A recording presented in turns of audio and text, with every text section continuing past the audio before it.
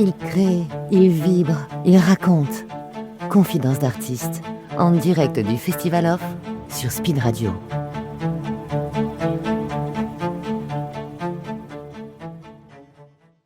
Bonjour, nous sommes en direct du Festival d'Avignon et j'ai la chance d'être avec Baptiste Zelser. Dezers. Bonjour. Ah, super, ça commence super bien. Avec Baptiste Dezers. Bonjour, ça va ? Bonjour, très bien.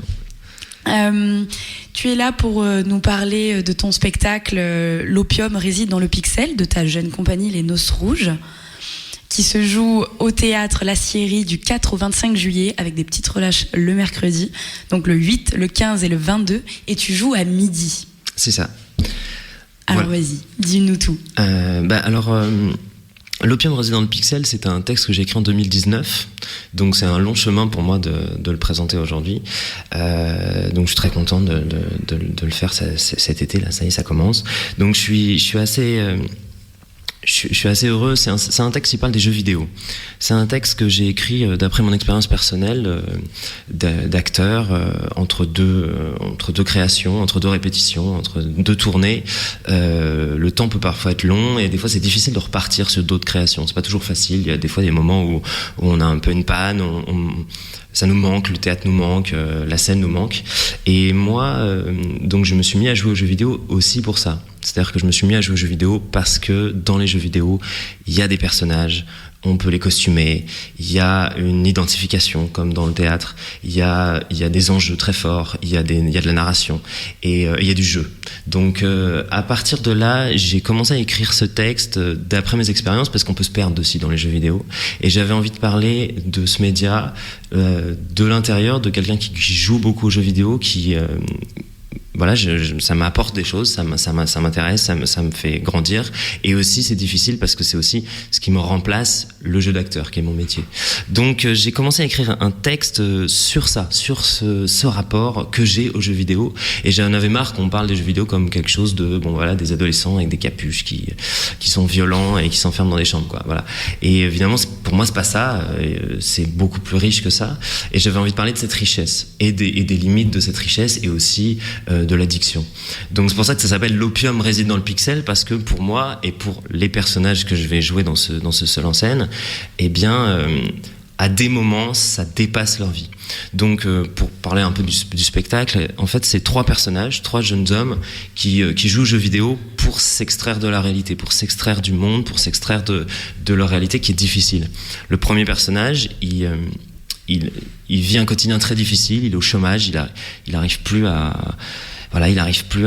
communiquer avec sa compagne, il est vraiment bloqué dans un endroit et le jeu vidéo c'est un endroit pour lui pour prendre une revanche, de refuge sur la vie, de trouver un imaginaire qu'il comprend. Donc il commence à jouer. Alors je me suis beaucoup inspiré pour cette histoire du jeu Zelda, en fait, qui est très connu. Voilà.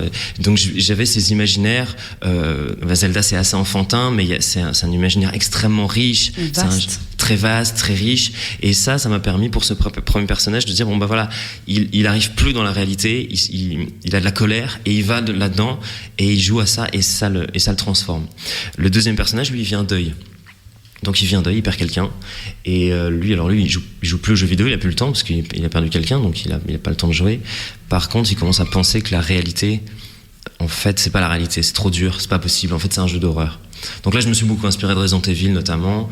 Il y a le dernier qui est sorti, donc c'est pour ça que je parle de ça. Mais c'est un texte que j'ai écrit il y a longtemps. Et Resident Evil, c'est une très vieille franchise. Mais il y avait ce côté. Il va au funérarium, il va vivre des choses très dures, du deuil, de la perte de quelqu'un, et il se dit mais en fait c'est pas possible, c'est des figurants, tous ces gens-là, c'est des PNJ. On dit beaucoup ça maintenant aujourd'hui, on dit beaucoup c'est des PNJ. En fait il se dit ça, il se dit mais moi c'est un jeu super fin, c'est un jeu super, et donc il devient complètement fou. Enfin il y a vraiment ce côté où ça devient vertigineux de ça. Et le troisième personnage, lui, il est on ne sait pas trop ce que c'est sa vie personnelle, on sent qu'il est un peu seul. En tout cas, il joue à un space opéra, il joue plutôt à Mass Effect, vous voyez, c'est un jeu de space opéra qui se passe dans l'espace, qui est une grande fresque à la Star Wars, mais un peu plus niche. Voilà, il y a quelque chose de.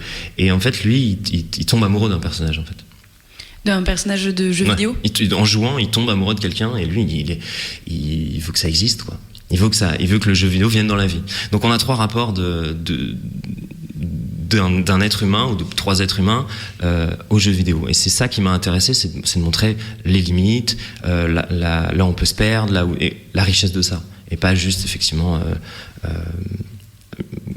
l'image d'Épinal, enfin, le côté un peu, le cliché des jeux vidéo, ça m'intéressait pas, je voulais aller plus loin de ça, quoi. Et ce texte-là, du coup, que tu as écrit en 2019. Ouais, c'est ça. Et du coup, tu as toujours joué aux jeux vidéo, je pense, en étant enfant. Moi, j'ai commencé plutôt adulte. En fait, j'ai joué un peu ado, mais c'était pas mon truc plus que ça, quoi. Et en fait, en faisant du théâtre, en fait, le lien entre le jeu et les jeux vidéo, le jeu de théâtre et le jeu vidéo m'a saisi, et j'avais plus de temps aussi.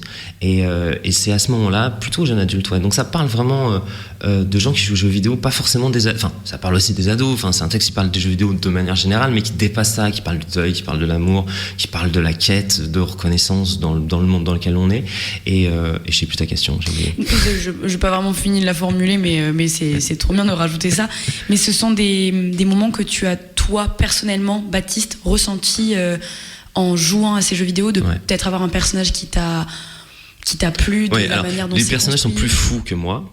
Mais parce que ça va, en fait, le but c'était d'écrire et d'aller au bout de ça, d'aller dans le lyrisme de ça, de comment ça peut devenir une pièce de théâtre et pas juste un documentaire. Enfin, ça m'intéresse pas de faire un documentaire ou un témoignage. C'est parti d'expériences que j'ai eues, de fantasmes que j'ai eues, pas forcément, d'envie de se dire, bon bah voilà, quand je joue à un jeu vidéo, ça se passe dans ma tête aussi, c'est pas que dans l'écran. C'est pour ça que d'ailleurs dans le spectacle, on voit pas à l'écran.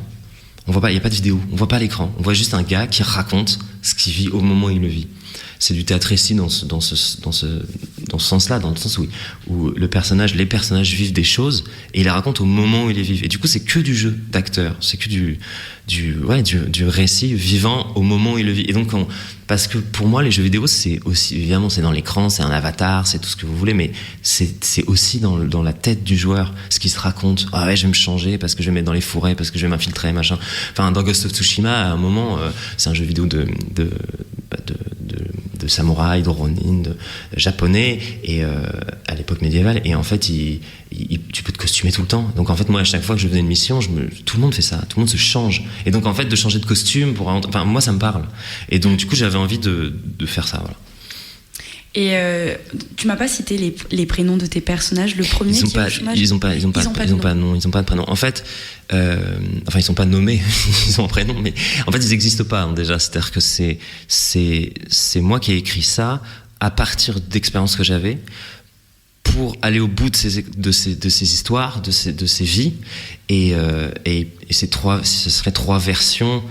Comme 3 sortes d'identité, voilà, c'est ça. Et du coup, je joue pas vraiment. Il y en a pas un qui a l'accent du sud, il y en a pas un qui met une grosse moustache. Enfin voilà, on n'est pas du tout là-dedans. Par contre, donc ce serait 3 versions d'un joueur, 3 photos, 3 photographies de quelqu'un. Donc je les ai pas nommés exprès pour ça. On m'a un peu dit, mais pourquoi ils ont pas de nom et tout. Mais en fait, c'est eux qui parlent, donc ils vont pas se dire, bah machin, tu vas dire ça. Non, ils parlent aux autres, ils parlent au public, et ils parlent beaucoup à des êtres qu'ils aiment et qu'ils n'ont pas, parce que ça parle aussi ils cherchent dans les jeux vidéo, dans la vie, ils cherchent la reconnaissance. Ouais, ils cherchent quelque chose, en tout cas. Ils cherchent l'amour, ils cherchent la reconnaissance, ils cherchent la vie, une vie réelle, et parfois ils la trouvent dans l'imaginaire, ils la trouvent dans les quêtes qu'ils font.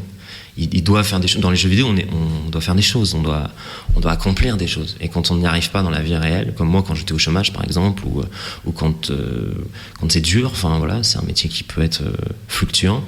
Et ben en fait, dans le jeu vidéo, on y arrive. Mais c'est pas grave, c'est pas. Je veux dire, c'est une manière aussi de se relancer dans la vie réelle. Voilà, moi je pense que c'est très ambivalent comme média, et c'est très intéressant, très riche. C'est un art en fait, mais personne ne le dit parce que c'est un peu. Et on n'en parle pas effectivement toujours en bien, comme tu dis là, c'est un art, et c'est vrai que par exemple de mon côté, où je vais voir le jeu vidéo comme étant peut-être négatif ou néfaste, et pas forcément ce côté positif et qui développe l'imaginaire. Ouais, bien sûr. En fait, le jeu vidéo, c'est un média, c'est un art, c'est un mode d'expression qui est hybride. Il y a plein de choses. Moi, je suis pas un spécialiste du jeu vidéo. Hein. Je suis un joueur de jeux vidéo et je suis acteur et auteur. Enfin, j'ai écrit cette pièce.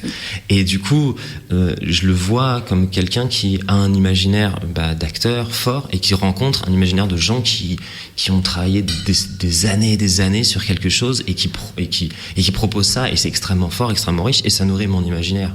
Et ça vous nourrit mon imaginaire de comédien, d'auteur. Enfin, donc il y a une rencontre forte, il y a une porosité entre ces deux choses-là.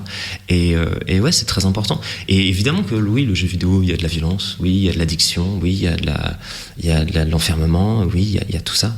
Il y a aussi de la beauté, il y a aussi de la richesse, il y a aussi des dessinateurs, il y a aussi des scénaristes, il y a aussi de la grandeur et de l'emphase. Enfin, c'est beaucoup plus riche que quelqu'un qui ne joue pas aux jeux vidéo pourrait penser que c'est. Justement parce qu'il y a une image de mec avec des casques. Enfin, j'ai rien contre les mecs avec des petits capuches, on s'en fout, c'est pas ça que je dis, évidemment. Mais ce que je dis, c'est qu'en fait, au théâtre, souvent, on parle des jeux vidéo c'est Fortnite, en fait. Mais Fortnite, c'est intéressant. C'est des gens qui construisent pour se battre. Je suis pas un spécialiste de sport Fortnite, mais il y a toujours plus que ce qu'on peut imaginer, tout ça. Évidemment qu'il y a une pratique du jeu vidéo qui est pas intéressante. Enfin, voilà, en fait, c'est riche, mais comme le cinéma, il y a des mauvais films, en fait, tout simplement. Et puis, c'est aussi. Donc, en fait, c'est à la base pour ça, puis j'avais besoin d'en parler. J'avais besoin d'en parler et j'avais besoin d'en parler avec les mots aussi du théâtre et de la littérature. Et c'est pour ça que c'est écrit, enfin, c'est une langue. Après, on jugera. Là, je le joue, ça se passe bien, mais c'est juste que il y a une langue écrite et les personnages, ils parlent, ils utilisent des mots qu'ils ont entendus, qu'ils ont revus. Il y a un vocabulaire qui est du jeu vidéo et en même temps qui vient de la littérature théâtrale que je connais aussi, parce que moi j'ai fait l'école du Nord à Lille, j'ai fait une école d'art dramatique, et donc du coup j'ai étudié les classiques. Moi j'ai beaucoup travaillé sur Shakespeare avant de faire cette pièce. Ça t'a aidé un peu du coup de... Ouais, peut-être, bien sûr. Est-ce qu'il y a des choses qui te rappellent les textes de Shakespeare, enfin, où tu t'es inspiré du moins pour écrire Alors, je peux pas... disons, je peux pas comparer, quoi. Non, pas comparer, mais dans le sens où... d'inspiration. En fait, j'ai joué Richard III, j'ai monté Richard III avant, donc je l'ai joué en extérieur, donc j'ai expérimenté plusieurs fois, j'ai joué dans Richard II, j'ai joué dans Macbeth, donc j'ai une expérience des thèmes shakespeariens, d'une certaine grandeur, d'une envie de grandeur, et donc ça, oui, quand j'ai écrit, j'ai eu envie que les personnages aillent dans l'immensité de ce qu'ils pouvaient ressentir, dans l'immensité de ce qu'ils pouvaient éprouver. Alors évidemment, face à une manette et une télé, c'est difficile, mais en fait, non, puisque en fait, il n'y a pas que ça, puisque ce que je disais tout à l'heure, je sais pas, God of War, c'est quand même Kratos, le dieu de la guerre, Enfin, on est dans des univers qui sont immenses, en fait. Donc les deux sont pas irréconciliables. Et donc, je voulais que mes personnages, ils aillent au bout de leur destin. Et ça, c'est une idée, voilà... qui est théâtrale, forte, puissante. Et je voulais qu'ils aillent au bout de leur destin avec ce média-là, avec les jeux vidéo. Comment on ira au bout de... Si je veux me réfugier dans l'imaginaire, si je veux me réfugier dans l'amour absolu que j'ai pour quelqu'un qui n'existe pas, qu'est-ce que je fais? Est-ce que je l'invoque? Il l'invoque, en fait, il l'invoque. Et donc tout ça, c'est des thèmes qui sont plus, voilà, qui sont plus réalistes, qui sont dans le et qui en même temps nous parle, moi pour ça que j'ai écrit ça, nous parle de nous, de ce qu'on veut, de ce qu'on désire au fond, de notre idéalisme, de notre naïveté, de ce qu'on a envie de sur l'amour, sur le désir, sur aussi les exigences qu'on a de la vie. Qu'est-ce qu'on veut de notre vie, qu'est-ce qu'on veut faire de notre vie et tout ça. Et voilà, donc bon, c'est un gros bazar, tu peux voir, mais un gros bazar, mais très intéressant. Mais il y a tout ça, c'est une pièce qui déborde. C'est une pièce qui déborde. Mais c'est voulu. Enfin, j'espère que c'est maîtrisé. En tout cas, c'est structuré. C'est un personnage, un deuxième, un troisième, on revient. Et du coup, sur ces personnages, est-ce que leurs trois, on va dire, destins se rejoignent? Est-ce qu'ils se rencontrent? Il faut voir le spectacle pour ça. Ah. Je peux pas te dire. En fait, les thèmes abordés se rencontrent et se croisent, les mots qui sont employés s'entremêlent. Ils vont utiliser les mêmes mots pour dire plusieurs choses différentes. Ils vont avoir des rapports qui vont s'entrecroiser et tout. Après, ils vont tous les trois aller au bout de leur destin. Et après, mais ces trois identités ne parlent pas forcément entre eux. On sait pas. Ça, pour le savoir, il faut aller voir le spectacle L'Opium réside dans le Pixel tous les jours, sauf le mercredi, le 8, 15 et 22 juillet, à midi, au théâtre La Scierie, qui est un tiers-lieu, au passage. Ouais, c'est ça. Ouais, c'est super. C'est un super lieu qui m'accueille. Ils ont été formidables, donc je les remercie. Et voilà, je suis très content. Enfin, je pense que c'est très. En fait, le Festival d'Avignon c'est une énorme machine. Et donc moi, j'arrive avec. Moi, je suis seul au plateau. Je joue 3 personnages, mais je suis seul. J'ai un technicien. Et donc, du coup, ça peut être un peu perturbant, faire peur et tout. Et en fait, là, c'est un super lieu. C'est sur les remparts. C'est vraiment. Enfin, c'est très beau. Et puis, c'est très chouette d'être là, quoi. Donc je suis très content. Et avant là de descendre à Avignon et de le jouer, donc le texte qui a commencé son écriture en 2019, t'as pu déjà l'expérimenter avant de le jouer ici, devant un public, d'avoir des retours. Oui, je l'ai joué. Comment a-t-il évolué ? Je l'avais joué déjà en janvier. En fait, c'est un spectacle que j'ai mis du temps à le créer, j'ai mis du temps à trouver les financements. Je l'ai répété une semaine au 104, je l'ai répété au plateau 31 Gentil, je l'ai répété aussi au Théâtre des Quartiers d'Ivry, qui ont été des partenaires qui m'ont aidé. Je l'ai répété aussi au Cresco à Saint-Mandé.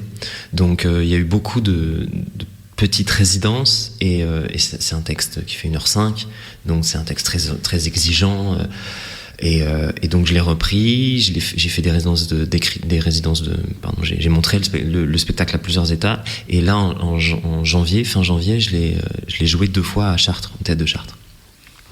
Et donc j'ai eu des retours un peu scotchés, un peu pas attendus. Voilà, c'était 2 dates, donc c'était une petite salle.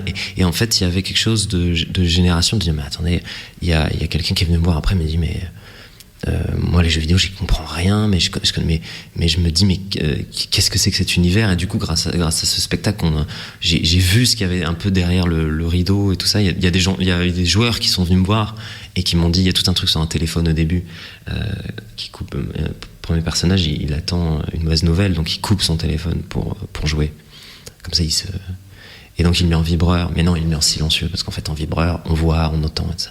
Et en fait, ça, il y a quelqu'un qui est venu me voir qui m'a dit, mais ça, je me suis reconnu dans ça. C'est-à-dire de tout éteindre, de couper tout, pour jouer, pour oublier, pour être vraiment ailleurs. Et donc ça m'a fait plaisir, parce que je l'ai écrit aussi du point de vue d'un joueur, en me disant, est-ce que mon expérience, elle va être universelle ? Peut-être pas universelle, mais en tout cas, elle va être partagée par d'autres gens. Et donc du coup, ça, c'est le meilleur retour de quelqu'un qui me dit, bah oui, mais c'est ça. Donc du coup j'ai eu des retours de gens qui m'ont dit bah oui c'est ça, et des gens qui jouent pas ça, aussi. C'est gratifiant ça dans le travail. Bah c'était chouette, et puis j'ai été beaucoup aidé, donc j'ai été aidé par deux regards extérieurs qui sont Valentine Bellone et Barbara Atlan, qui m'ont beaucoup aidé, qui elles ne jouaient pas aux jeux vidéo du tout, et donc c'était très intéressant de les voir me diriger, m'aider, mais aussi de découvrir ce monde. Et donc du coup on avait aussi un point de vue de gens qui ne jouent pas du tout aux jeux vidéo, parce que ce que je voulais pas faire, c'était un truc d'initié. Donc du coup il y a très peu de références directes. Il y en a, il y a des choses, mais c'est pas du tout fermé. C'est-à-dire qu'ils parlent pas de trucs très très précis du jeu vidéo. Si tu joues pas au jeu vidéo, tu comprends rien, quoi. Pas du tout. J'ai vraiment voulu m'adresser au plus grand nombre, justement pour ouvrir au maximum, quoi. T'as été aidé à la mise en scène, ou c'est toi également, en plus de l'écriture et du jeu ? Non, j'ai été aidé vraiment par Barbara et Valentine, donc Barbara Atlan, Valentine Bellone, qui sont deux super comédiennes avec qui je travaille beaucoup, avec qui je joue dans Richard III, et donc elles ont été formidables, parce que elles m'ont beaucoup accompagné, beaucoup aidé, et puis c'était un truc, c'était exprès un projet un peu solo, pour aussi pour des raisons économiques, et puis pour l'Homme d'Avignon, et donc ça c'était très important pour moi d'avoir un regard bienveillant, des gens qui me permettent de sortir de moi, parce qu'en fait le théâtre c'est pas juste c'est le contraire de l'introspection jusqu'au bout. En fait, au bout d'un moment, il faut sortir ses expériences et c'est pas juste soi avec soi. Donc, elles étaient là toutes les répétitions. Okay, bon, et puis, plus que des regards extérieurs. Ouais, bien sûr. Après, la scénographie, elle a été faite par Diane-Line Farey. Il y a un moment, on a travaillé ensemble avec Diane-Line, qui était super, qui m'a créé un truc très très simple, justement, de pas voir le vidéo et tout ça. Et j'ai Charlélie Mao. Charlélie, il a fait le son, et le son est très important parce que comme il y a très peu de décors, la scéno est très très très épurée. On est dans un salon chez quelqu'un. Oui. Il y a un vaisseau spatial, mais faux, quoi, enfin de jeux vidéo. Mais c'est très très très épuré. Ça joue que sur le jeu d'acteur, comment on est emmené par cette histoire. Et donc le son était très important. Et la lumière aussi. Donc Timothée m'a beaucoup aidé. Et Timothée Edouard, il m'a beaucoup aidé il a fait la création de lumière. Je sais pas pourquoi il m'a aidé, puisqu'il l'a fait. Et il a créé vraiment l'espace d'un vaisseau avec des LED. Enfin, vous verrez, moi je trouve ça assez beau, mais bon, je suis dedans. Donc. Et Charlélie, depuis le début, lui, il était là à toutes les répétitions dès le début, pour que l'accompagnement sonore soit là, pour que l'imaginaire des joueurs soit reprise par le son, que ce soit par de la musique. Il a été trouvé de compositeurs qui ont fait de la composition de jeux vidéo et puis qui sont partis dans d'autres genres de musique, et aussi du son, et pour pas souligner exactement, pas faire exactement, il avance et on entend des bruits de pas, mais des trucs beaucoup plus fins, plus intelligents, dont je pourrais pas parler, parce que pour le coup c'est lui qui a créé et tout, et ça c'était un accompagnement très fort, parce que du coup comme je jouais, derrière on avait tout l'univers sonore qui arrivait, et c'était ça portait de manière assez dingue. Et du coup quand je rentre dans le spectacle maintenant, je rentre dans un univers en soi, et c'est ce que je voulais, donc c'est assez chouette. Donc qu'ils et elles soient tous remerciés ici. Oui, ils sont tous remerciés, on leur fait un gros bisou s'ils nous entendent en direct. Avant de se quitter sur ça, où tu nous as parlé un peu de ce spectacle, donc L'Opium réside dans le pixel, qui parle et qui traite de jeux vidéo, d'addiction, de solitude de ces personnages, et de nous l'avoir vendu avec toute ton équipe, est-ce que, et ça c'est ma petite demande, de me donner quelques phrases de ton texte, soit des 3 personnages qui te semblent importantes, soit vraiment pour toi un passage de ton texte qui résume encore mieux. Ouais, je l'ai pris au cas où tu me demandes un truc comme ça. Alors sors-moi quelques phrases. Oui, bien sûr. Non, parce que là je viens de sortir des pages énormes.